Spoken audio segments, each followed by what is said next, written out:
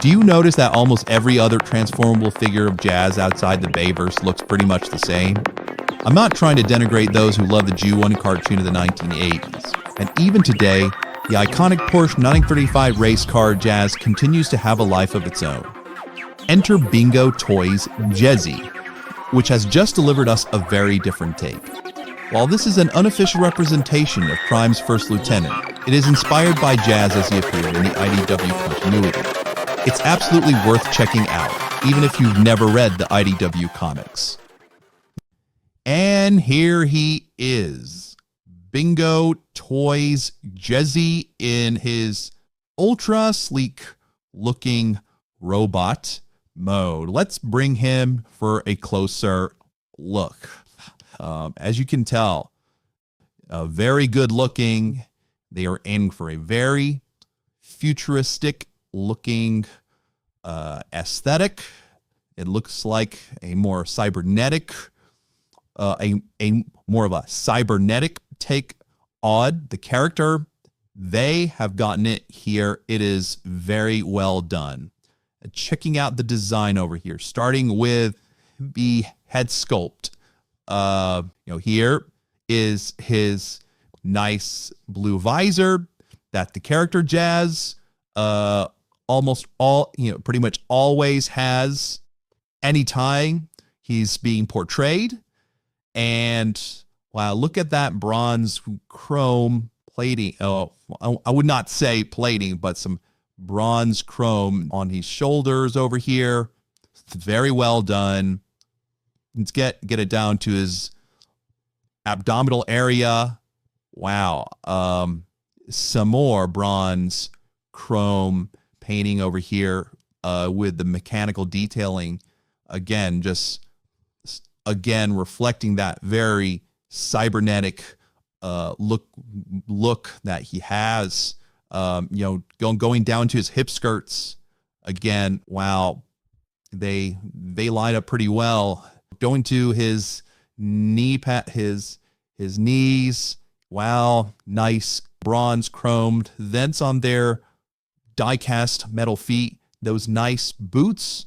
Yes, they resemble the cartoon boots of the Jazz in G1, but here, in my view, I think they just look a lot better. Getting a side view of him from here and from the back.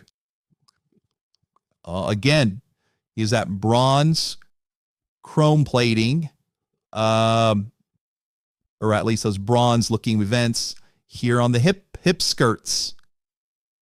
And look, at the back of his feet, nice rear. Those will be the rear headlights of his vehicle mode.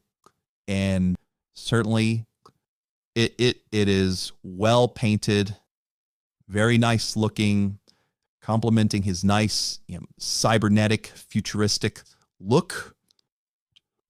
And here he is, as seen from his other side. Now, in terms of his articulation, let's bring him up closer again. So his head, it is on, looks like it is on a ball joint, and it can be a full 360. And for his shoulders, they can move out this way, somewhat further than a 90 degree angle. That's how far his shoulders can go up to. They can do each shoulder can do. Let's get this door out of the way. Yeah, each arm can do a full 360. I'll show you right now. Oh, you might want to be careful though. It might be a little obstructed by some of the kibble around here, a little bit towards the back. But so, yep, full 360. Just be careful. making some clearance if you're gonna move that arm so much towards the back. If you even try to do a full 360, the same goes for the other arm, and his elbows they're on a double hinge joint. So here they are. They can go all the way up here, obviously back down. And regarding his wrists, they can do a full 360. And not only that, the fingers, they are fully articulated. They are fully and individually articulated. Each finger on two joints, and each finger, including the thumb, is on a ball joint. So you could use these hands for some very cool poses. Now, in terms of his abdominal articulation, these are a very healthy ab crunch. The area in his abdominal area, it's made of such very good rubbery plastic that it'll last for, here it is. So let me show you. This is about as far as he can go in terms of an ab crunch. But not only that, you can also kind of just, his upper body can move around to a very good extent, and it allows for a very good amount of poses. Also, I also forgot to mention that he also has bicep rotation on each of his arms. So going down to his lower body, he has hip skirts. The front hip skirts, those two on the side, each of them are on a ball joint. They're going to play a role when you try to move his leg up, and he's got side hip skirts here as well as his lower back flap over here. Usually, I like it to keep it this way because it's just, I don't want to have it. That kind of exposes a little bit, up here in this area. So I like the way you didn't kind of pointing outward. In terms of his legs, so each leg, it can kick all the way up like that. Wow. All the way up to a 90-degree angle. And his knees can also then down like this. Obviously, when you move his leg up, get the corresponding hip skirts up as well. The same for the other leg, bend downward. And in fact, let's see, he can also tick outward, kick back as well. Me can bend to more than a 90-degree angle, like so. Now, I've seen other reviewers said you can try to kick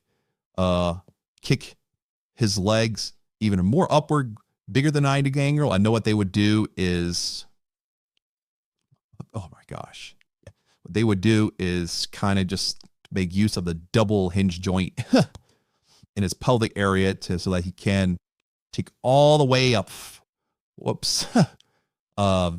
Kick all the way up like this, which, if you can, to make for a even more dynamic pose.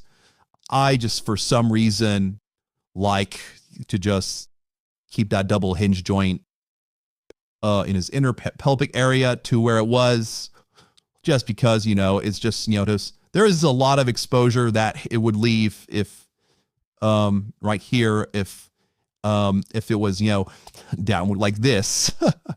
That is a lot of space in there. So I just because someone just like keeping it as is.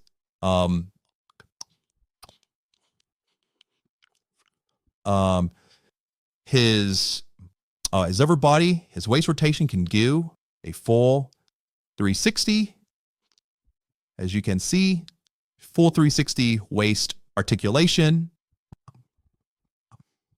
In terms of accessories, he comes with 2 blasters. And here's the one, the photon pistol, I guess that's what you call it. And on each side of the handle, there is a slot in which you can peg that onto the notch on either hand. Each hand has a notch of its own. And he has another weapon, that's pretty much his missile launcher. And he has a scope in which he could pretty much use to, say, log on to, say, a ship that he can kick down. And just like the photon pistol, it has a slot on each side of its handle in which you could peg it on either hand. And that's how he looks with those pistols on both hands. And he also comes with his G1 inspired stereophones. And for those, you can also peg one onto his arm. You can peg them onto his arms. And basically, it's at the back, for each of them at the back, there's a notch in which you could put it into the slot of his arm. He also comes with 2 daggers, these blue knives, these daggers. They look kind of plasma looking. And what you can do is you can plug them onto the port on each hip skirt on the side, as I'm pointing to. And yet, so there's a notch right above each handle, and you can plug that in to that port on the hip skirt. Same for the other knife, as I'm showing as well. I'm plugging it in, and there it is. Very cool looking, just like the blasters. Each handle of the daggers, they have a slot on either side of the handle that can plug onto the notch of either hand. And here we have a very nice epic pose here. Now, for his 2 blasters, they can be stowed away at his back. So for his missile launcher, you can plug a handle to that hole at his back. And you can also, here it is, you can also hinge it forward so it can act like an over-the-shoulder missile. As for his proton pistol, there is a notch on one of its sides in which you can plug that onto that port at his back.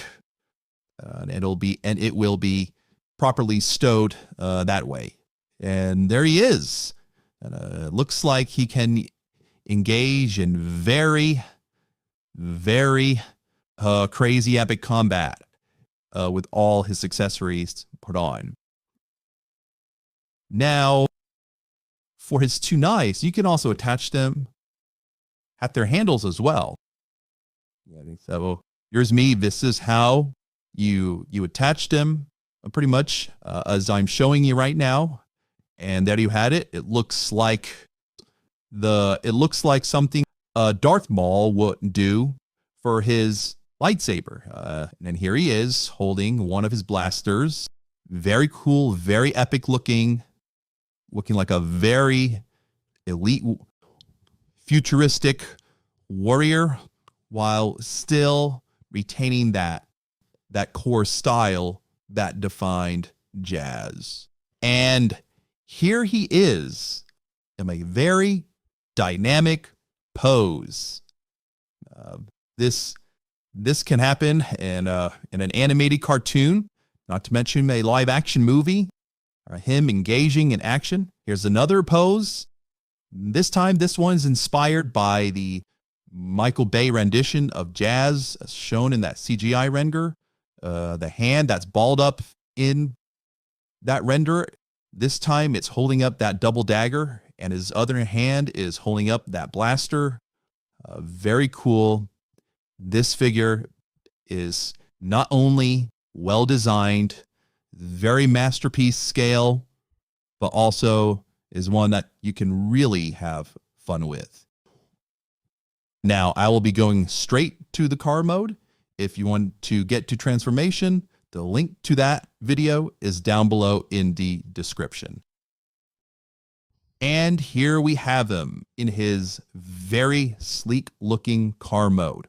Now, the only flaw that I find, it's not necessarily with the car mode itself. It's just with this back tab on the back door. For some reason, it doesn't connect as securely as it should. But other than that, it is a very well done car mode.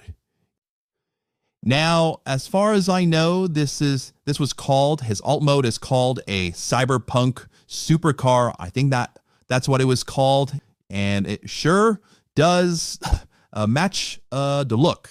A very futuristic looking Porsche. Here is the front of the car. Looks like it's inspired by that Porsche mode. I'm thinking that if Jazz were on Cybertron, that would have to be modified. Turning to the side of the car, and I think, look at those wheels. They look great for, say, for both a Cybertronian setting and a futuristic setting. So does the car decal as well, in a futuristic setting at least. Look at those bag lights, enhanced by chrome painting on the back, or the bronze and even the red painting. And then we have the other side, we have the top of the car, and we have the bottom of the car as well. So there are two modes that his car is going to be in based on his accessories. The first, it involves his G1 inspired stereophones. So those two slots, those stereophones are going to peg in.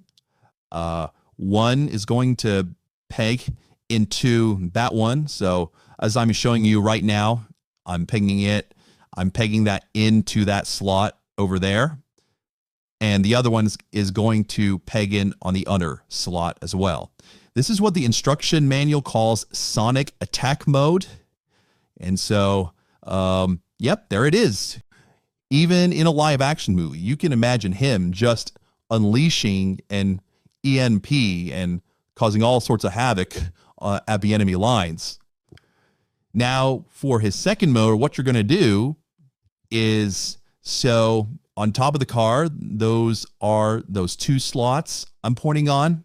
Those speakers, those stereophones will go over there instead, and they're going to go on top of the car in that position. Next, we are going to put the weapons onto the spoilers. So in that slot on that pistol is going to attach to that notch on the spoiler. And the same for his other weapon. It is going to attach to the notch on the other side of the spoiler through the slot on its handle. And we are not done yet, because remember, we have the two daggers. And each of them can go into either of the back wheels. And so that notch, it's going to attach into the port that's at the center of that back wheel over there. That is me attaching it. And so for the other back wheel, that other knife is going to attach to that back wheel. And once you have done that, we now have him in his ultra assault mode. Imagine him in this mode, just racing in, charging straight into enemy lines with his pistols ablaze. Very amazing. He looks like he could be like the wreckers from Dark of the Moon. I mean, just imagine him knocking over an enemy Decepticon while he's blasting his way through enemy lines. And so there you have it, Bingo Toys Jezzy. It has a very nice masterpiece scale design, excellent articulation, and durable construction. The flexible materials, especially around the abdomen, allow for a wide range of posing options, and the included accessories enhance both play and display potential. There are a few minor tolerance issues that you might encounter during transformation, but overall the quality remains very impressive. I would give this a 9.5 out of 10. Now, if you found this review helpful and are considering picking up this figure, you can find it through the affiliate link in the description. The link takes you to Terry TFS Club, a seller I've used personally and found to be reliable. Supporting this channel through that link helps make future reviews possible, so be sure to like the video and subscribe for more content. Thanks for watching.